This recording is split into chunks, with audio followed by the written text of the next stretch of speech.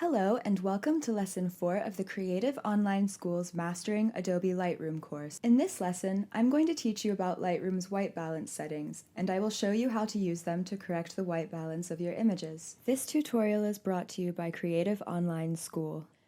White balance is crucial for an aesthetically pleasing image or collection of images.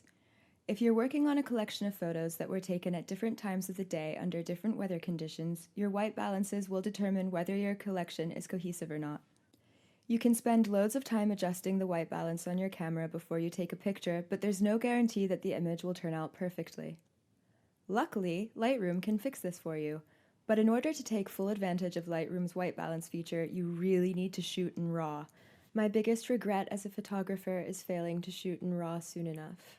I thought RAW files were a waste of space, and I was so wrong. Now, in my opinion, if you don't shoot in RAW, then there's really no point in even owning Lightroom. Shooting in RAW is definitely worth the lost disk space. Now let's play with our white balance correction tool. The white balance tool is located in the Develop module of Lightroom. It's the first tool listed in your Basic Adjustments pane. You can use it for working with both color and black and white pictures. We will now go over the different white balance tools from left to right.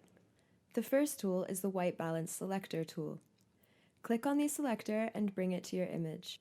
Alternatively, you can just touch the W key and move your cursor around the picture. The box that pops up near your cursor is an RGB readout. It shows you the colors that are present in that area of the image. To treat your white balance with the selector tool, find an area of your image that should be white. In this picture, the whitest area is probably on the marble ground, which looks pretty blue just like the rest of the image.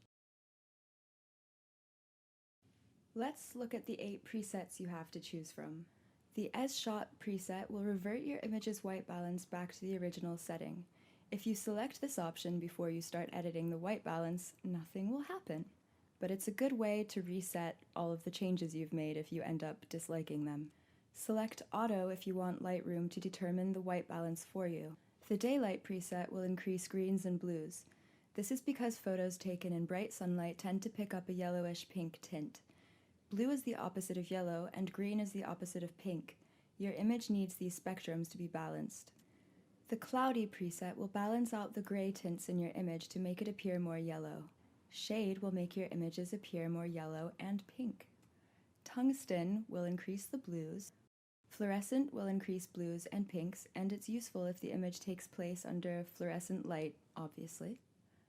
The Flash preset will cancel out low light from a flash. My favorite option, however, is the Custom option.